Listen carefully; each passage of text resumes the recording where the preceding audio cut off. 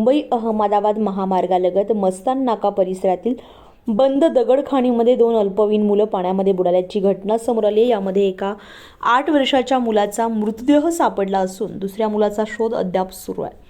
मिळालेल्या माहितीनुसार जिग्नेश विजय पवार वय वर्ष 8 आणि आयुष मुकेश पवार वय वर्ष 15 ही दोघं दुपारच्या सुमारास खाणीमध्ये साचलेल्या पाण्यात गेले होते. पाण्याची खोली आणि तळाचा अंदाज न आल्यानं दोघेही बुडाल्याची शक्यता व्यक्त केली जाते. तिसऱ्या मुलानं घरच्यांना माहिती दिल्यानंतर हा प्रकार उघड झालाय.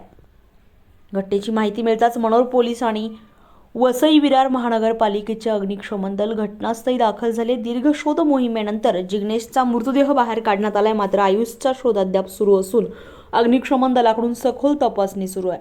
धक्कादायक बाब म्हणजे हीच बंद खाण यापूर्वीही जीवघेणी ठरली आहे. काही महिन्यांपूर्वी एका महिलेचाही येथे बुडून मृत्यू झालाय. तरीसुद्धा परिसरामध्ये ना कुंपण, ना इशारा फलक, ना सुरक्षा व्यवस्था असा प्रश्न आता स्थानिक नागरिकांकडून उपस्थित केला जातोय.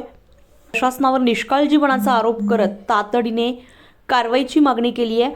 बंद आणि पाण्याने भरलेल्या खाणींना संरक्षित करणे, प्रवेशबंदी करणे आणि स्पष्ट इशारे लावणे अत्यावश्यक असल्याचं मत व्यक्त होत आहे.